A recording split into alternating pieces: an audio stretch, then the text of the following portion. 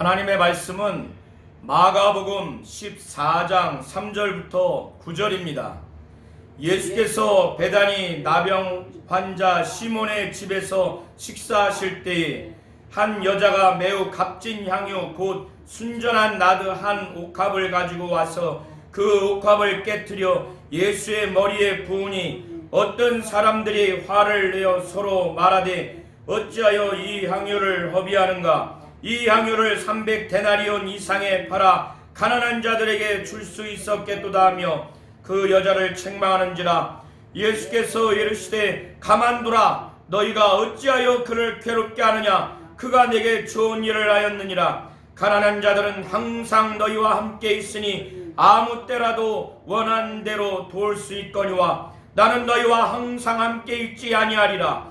그는 힘을 다하여 내 몸에 향유를 부어 내 장례를 미리 준비하였느니라. 내가 진실로 너희에게 이르노니 온 천하에 어디서든지 복음이 전파되는 곳에는 이 여자가 행한 일도 말하여 그를 기억하리라 하시니라. 아멘. 하나님은 힘을 다하여 섬겨야 할 분이십니다. 하나님은 우리 성도님들이 주님과 같이, 주님은 그가 하나님이고 하나님의 아들이지만은 자기의 뜻이 있지만은 그는 십자가에 못 박혀 피 흘려 죽으시기까지 내 원대로 마옵시고 아버지의 원대로 되기를 원하나이다 라고 연이어서 기도하면서까지 아버지의 뜻을 존중히 여기고, 그래서 힘을 다하여 아버지를 영화롭게 했고 아버지를 섬겼습니다. 하나님은 이와 같이 예수 그리스도를 우리에게 보내주셔서 그가 하나님이고 하나님의 아들이라고 하는 것을 믿는 믿음을 요구할 뿐더러 그의 공생애를 통해서 그가 아버지의 뜻을 이루어서 말씀이 육신이 되어 오셔서 이 땅에서 인류의 모든 죄와 저주를 담당하시기 위해서 고난당하시고 침뱉음 당하시고 채찍에 맞으시고 십자가에 못 박혀 피 흘려 옆구리에 창에 찔려 물과 피를 다 쏟으시는 힘을 다하여 하나님을 섬기는 사역을 하셨고, 예수는 우리에게 그거를 보여주셨습니다. 그래서 하나님은 이렇게 예수가 힘을 다하여 목숨을 다하여 하나님을 섬긴 것처럼 우리 모든 성도님들이 하나님을 힘을 다하여 섬기기를 진정으로 원하시는 겁니다. 이 주간은 주님의 고난을 기념하는 주님의 고난주간입니다. 그리고 다음 주일은 주님의 부활하심을 확실히 믿고 주님의 부활하시며 그가 보좌 우편에 하나님 아버지가 계신 그 보좌 우편으로 승천하신 주님의 부활을 기념하는 부활절입니다. 예수께서는 제자들에게 이제 이틀 후면 유월절이 다가오는데 자기가 십자가에 못 박혀 죽기 위하여 자기가 팔려질 것이라고 말씀을 하셨습니다.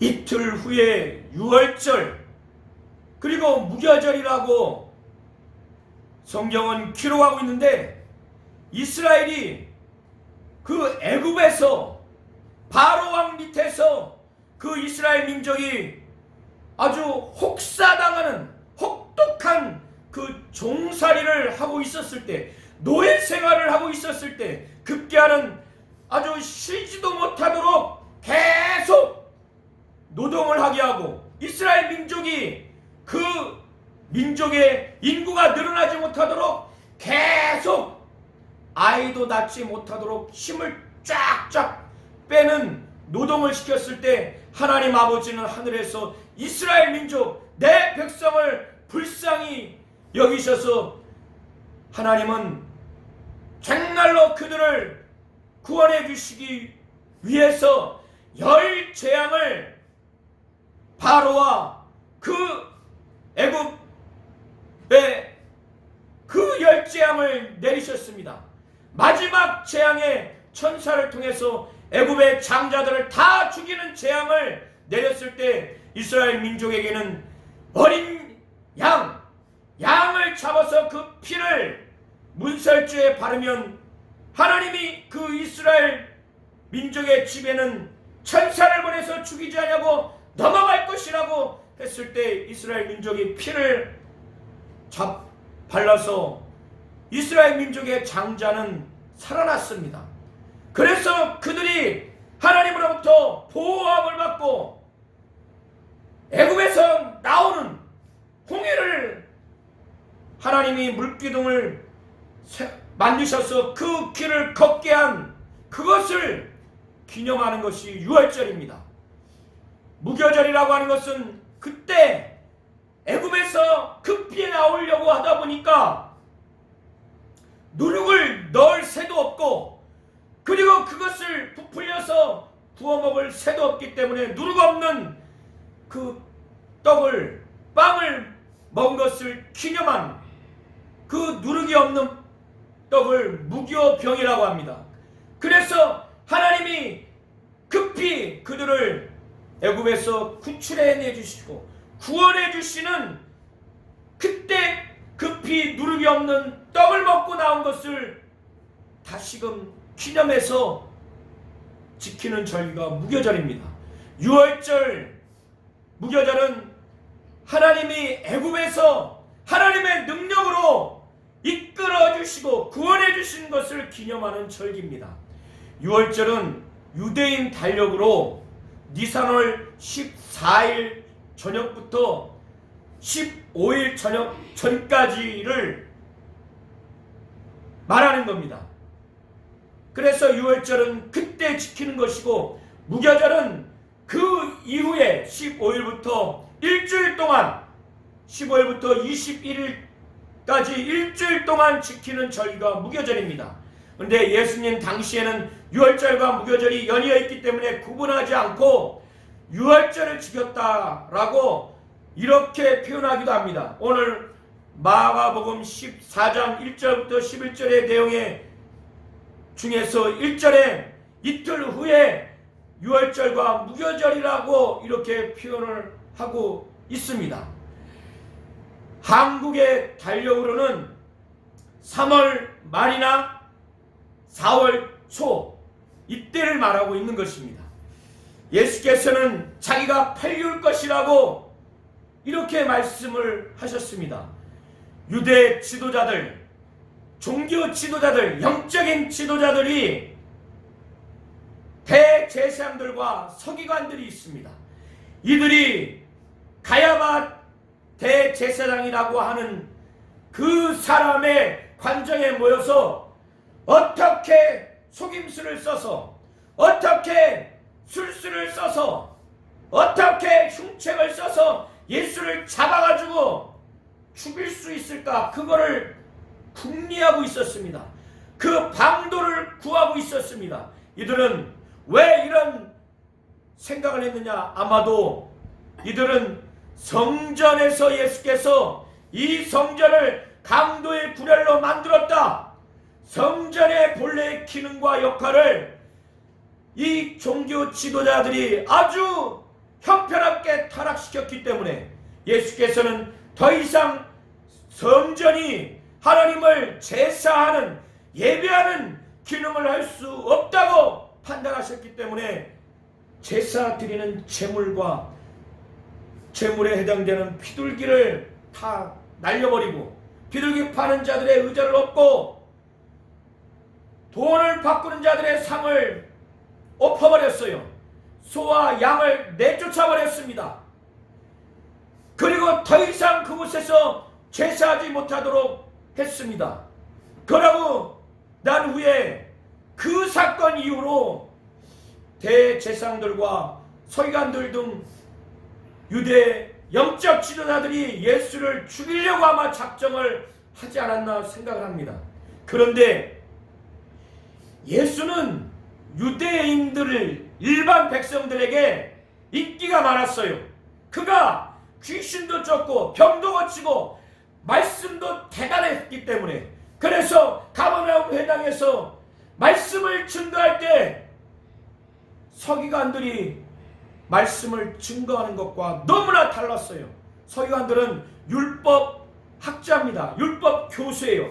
율법을 누구보다 잘 알고 연구하고 해석해서 유대인 일반 백성들에게 그것을 가리키고 지키도록 하는 율법 선생입니다. 그런데 그들이 회당에서 구약 성경을 가리키는 그 내용과 그 가리켰을 때 느껴지는 영감, 이것이 예수와 너무 다른 거예요.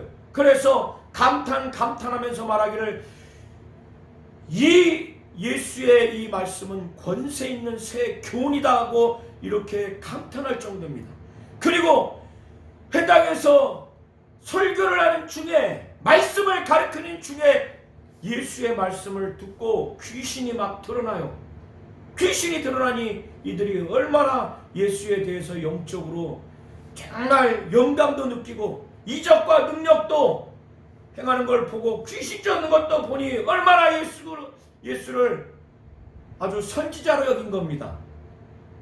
그러니까 유월절 절기와 무교절을 지키기 위해서 예루살렘에 모이는 그 인원이 이때 한 25만 명 정도 된다고 합니다. 평상시에는 5만 명밖에 안 되니까.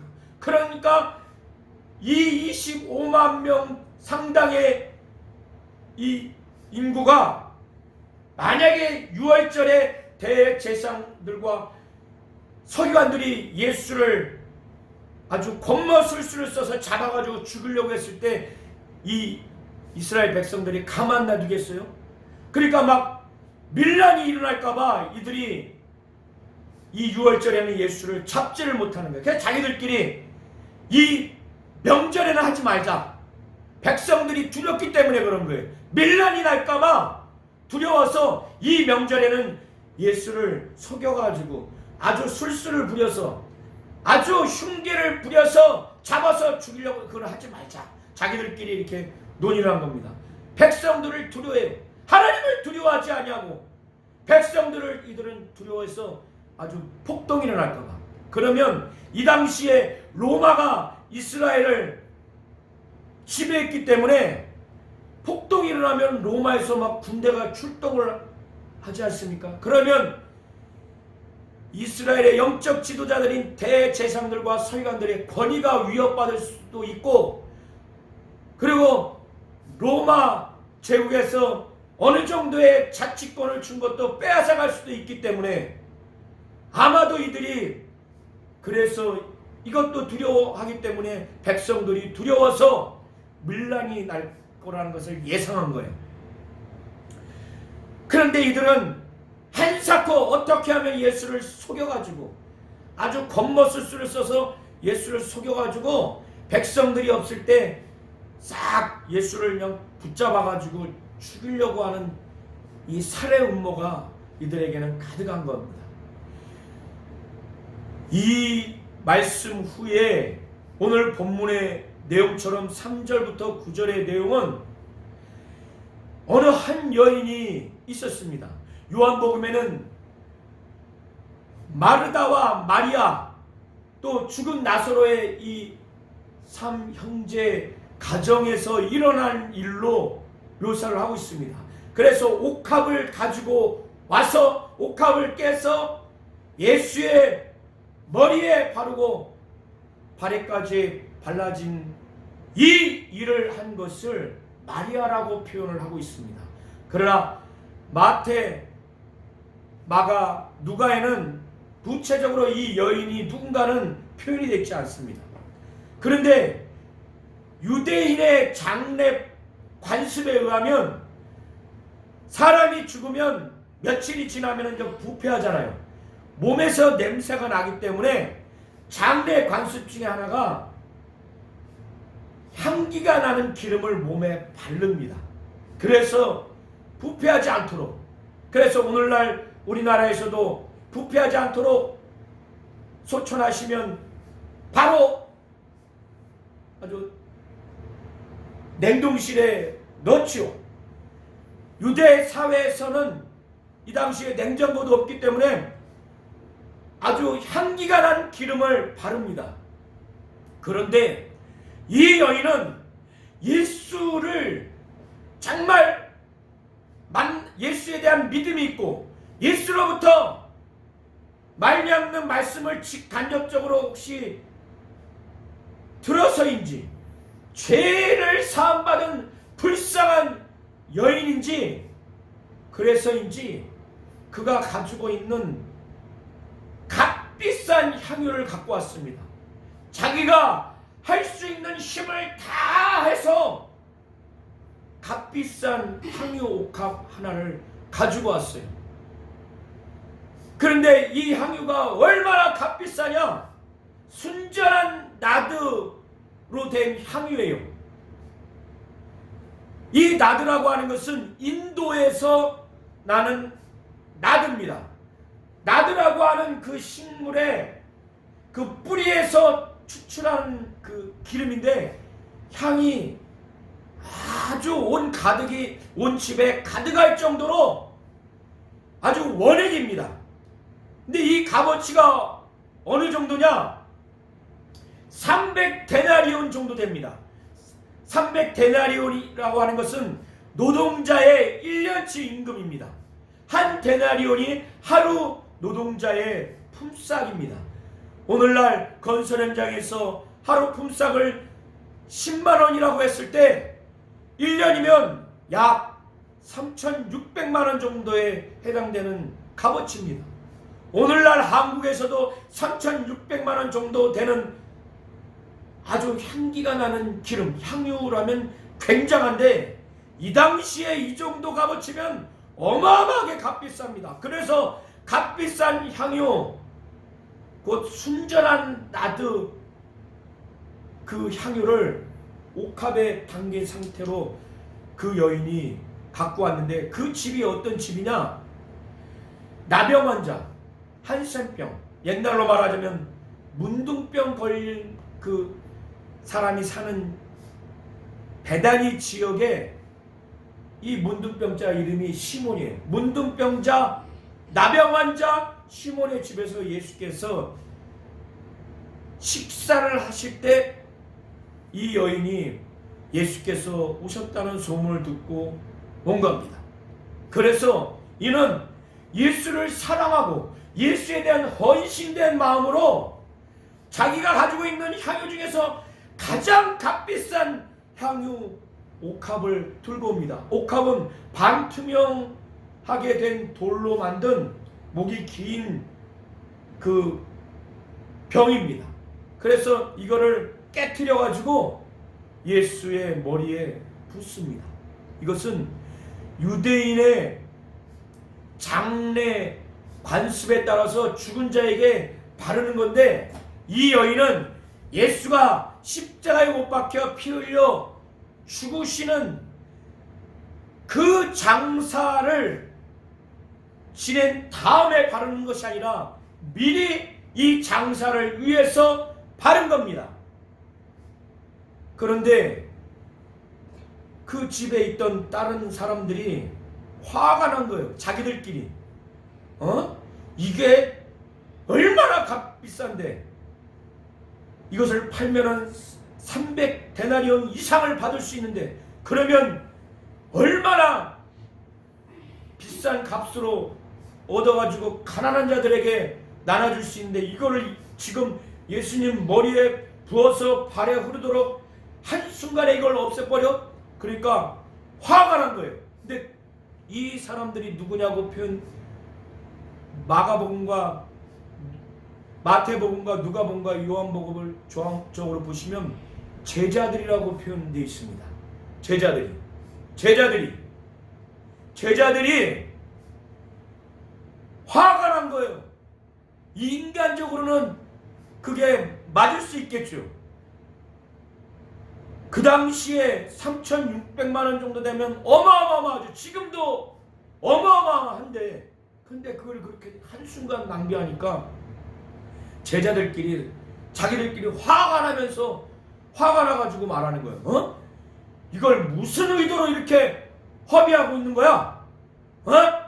이거를 팔아가지고 300데나리온 이상 받을 수 있는데, 그러면 그 돈을 받아가지고 가난한 자들에게 나눠주지. 이렇게 자기들끼리 화가 나가지고 말을 하고 있는 겁니다. 실제로 신명기에 보면은 이스라엘 백성들에게 가난한 자들을 도와주라는 말씀이 있어요. 이게 하나님의 말씀입니다. 그리고 6월절 절기에는 그런 관행이 있었습니다.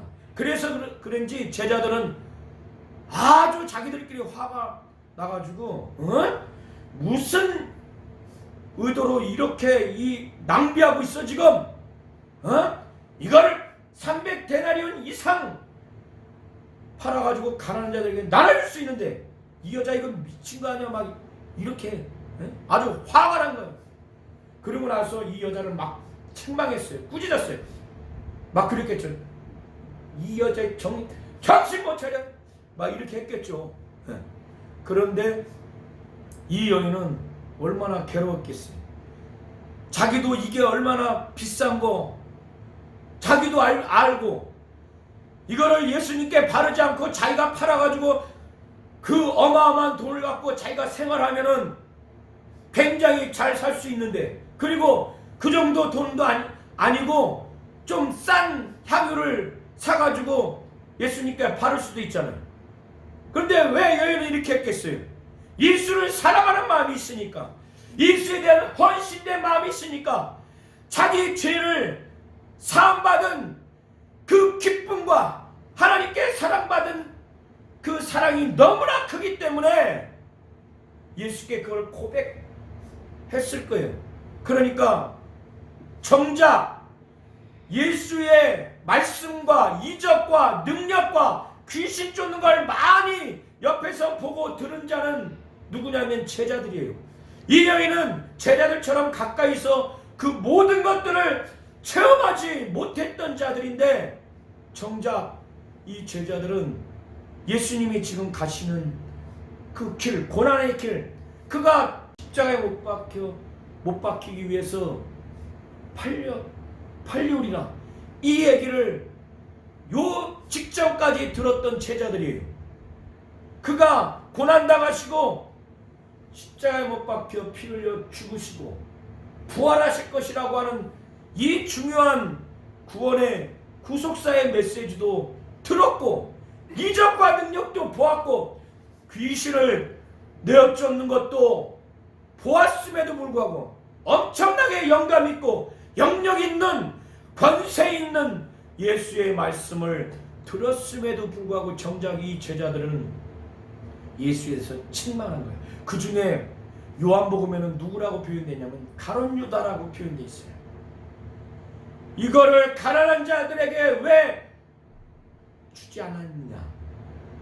그런데 요한은 기록하기를 그가 가난한 자들 향해서 불쌍한 마음이 있어서 돕고자 하는 마음이 있고, 그런 마음이 아니라, 그런 유의 마음이 아니라 그는 돈꾀를 맞은 자라서 그거를 훔쳐갔던 도적이라서 이 말을 했다는 거예요.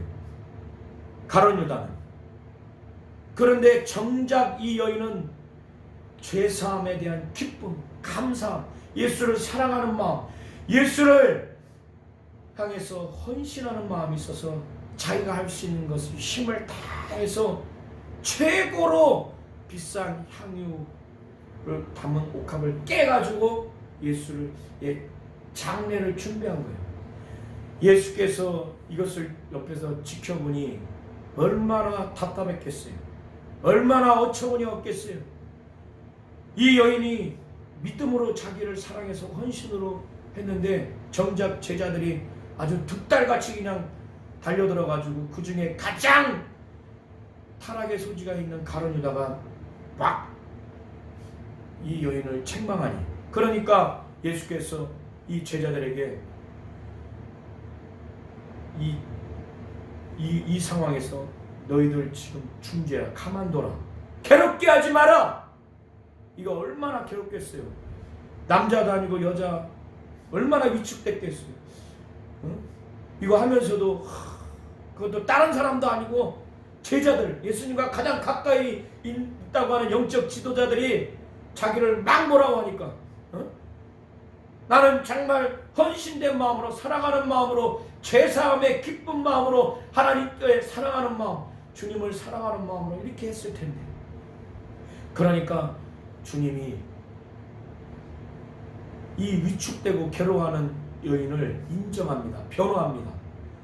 이는 힘을 다해서 이 향유를 나한테 부어서 내 장례를 준비한 것이다 라고 이렇게 말씀하고 있습니다. 한번 말씀을 보시기 바랍니다. 6절에 예수께서 이르시되 가만두라, 너희가 어찌하여 그를 괴롭게 하느냐, 그가 내게 좋은 일을 하였느니라. 8절에 보면 그는 힘을 다하여 내 몸에 향유를 부어 내 장례를 미리 준비하였다는 거예요. 미리. 가난한 자들은 항상 너희와 함께 있기 때문에, 늘 너희들 주변에 가난한 자들이 있기 때문에 너희들이 가난한 자를 돕겠다고 너희들이 원하면 어느 때든지 할 수 있지 않느냐. 그러나 나는 너희와 항상 함께 있지 않냐고. 이제 곧 예수는 십자가에 못 박혀 죽으시기 때문에 제자 곁에 없죠.